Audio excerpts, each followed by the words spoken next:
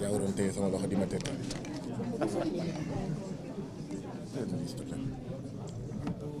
mbokk yi maa ngi leen di nuyu yéen ñëpp ci seen tour ñu ngi fi sa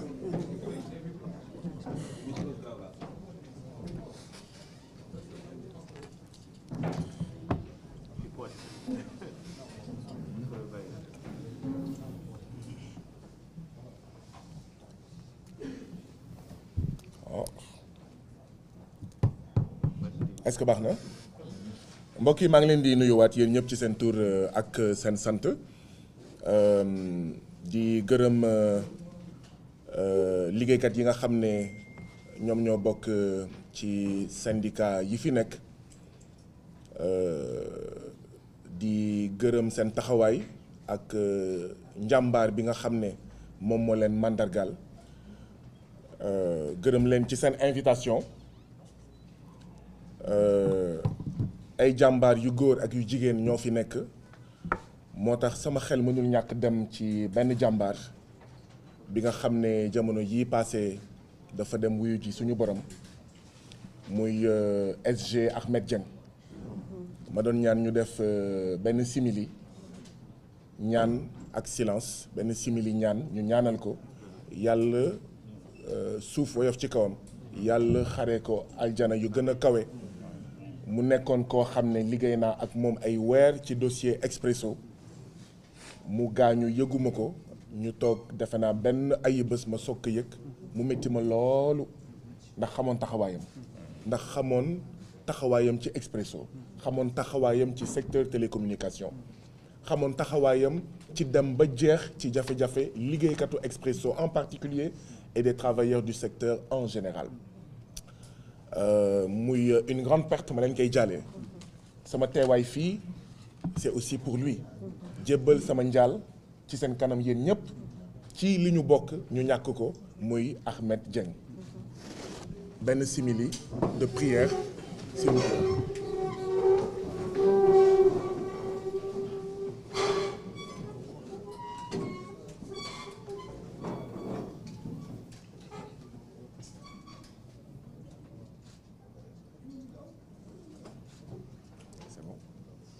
jërë ngeen jëf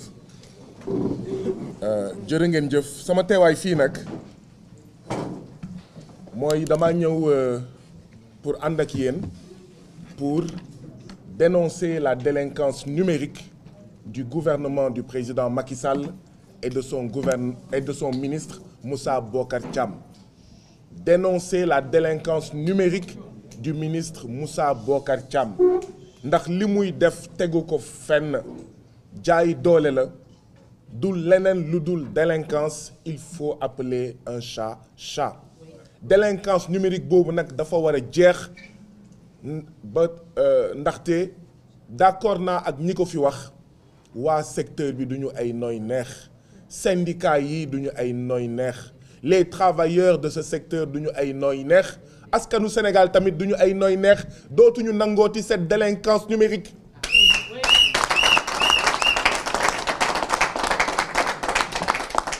moo tax ñu rafetlu seen taxawaay nag bettuñu ndaxte bi ñu commencé liggéey ak yéen defe naa ay atum 2014 2015 bi ñuy liggéey ensemble ci lu ñu doon woowee le patriotisme économique ñoom Mamadou Mbodj ñu ngi sama ginnaaw coordonnateur F24 Elimane Abikan mu ngi sama ginnaaw jiite Lex Africa ak ñoom seen ñun ñëpp ñoo àndoon ak syndicat yi ak seen syndicat ci li ñuy woowee patriotisme économique taxawaay bii ngeen am nii tey nag dafa bokk ci patriotisme économique dafa bokk ci patriotisme tout court ndaxte seen taxawaay c'est pour sauvegarder des emplois. Comment dans un pays boo xam ne nee nañ téeméer boo jël ci petite et moyenne entreprise yi juróom benn fukk ak ñeent yi balaay ñetti at ñu dee ñu gaañu ñu faatu ñu sukuraat nga mën a def jëfinu délinquance numérique yi nga xam ne mooy taxawaayu le ministre Moussa Bocar Thiam. Comment la ñu mën a am taxawaay boobu 64% des petites et moyennes entreprises meurent avant 3 ans ba pare weer bu nekk nga dagg benn yoon benn fan internet bi nga teg ko fan nga ne da ngaa bëgg a créer emploi rawatina emploi pour des jeunes ngay dagg internet bi te xam nga ne nous sommes dans une économie fortement numérique 300 000 nouveaux jeunes demandeurs d'emploi chaque année sur le marché du travail 30 000 emplois créés un gap de 270 000 ba pare ngay def jëfin yi moo tax ñu ngi rafetlu seen taxawaay ñu ngi leen di jaajëfal ndaxte lii mooy patriotisme économique. Un syndicat des travailleurs, c'est pas seulement pour des intérêts de travailleurs. Un syndicat des travailleurs, c'est pas seulement pour des intérêts corporatistes. Encore que am ngeen sañ-sañ défendre seen intérêt. waaye li nga xam ne moo rafet yanj ci bés bi mooy intérêt de tous les Sénégalais, de toutes les Sénégalaises ngeen di défendre tey. Bravo et félicitations à vous. taxawaay yii mooy réconcilier le peuple sénégalais avec les syndicats taxawaay yii mooy réconcilier le peuple sénégalais avec les syndicalistes Iba Ndiaye Diadji yàlla na ko yàlla yërëm da doon wax ne sendi xëble dafa am sendi xëble duñu ay syndicalistes de sendi xëble dañuy xëble waaye duñu def tous askan wi taxu leen jóg liggéeykat taxu leen jóg sendi xaalis waxuma syndicaliste syndicaliste il a écrit un livre Iba Ndiaye Diadji un grand monsieur du mouvement syndical mu ne sendi xaalis dafa am defuñu syndicalisme de sendi xaalis mu ne syndicalisme dafa am et vous êtes des syndicalistes bravo et félicitations à vous. maa ngi commencé gudd damay daaneel wax ne ce n'est pas l'internet qu'il faut couper mais c'est la délinquance numérique qu'il faut arrêter. Ce n'est pas l'internet qu'il faut couper, mais c'est la violation des droits des travailleurs du secteur du numérique qu'il faut arrêter et qu'il faut couper. Ce n'est pas l'internet qu'il faut couper, mais c'est la gabegie, la prédation, les détournements de deniers publics au niveau de la poste qu'il faut arrêter. Au niveau de la poste. Et je suis heureux de le dire ici dans la poste. Où on s'apprête à supprimer plus de 2000 emplois ndax lan ay directeurs yuy sàcc suñu xaalis yuy luubal suñu xaalis ñu xam ko di campagne suñu xaalis ba liggéeykatu poste yi seen payoor di tardé ba liggéeykatu poste yi liñ daan am ñu leen koy jox tabaski korité weeru koor rentrée scolaire amatuñ ko.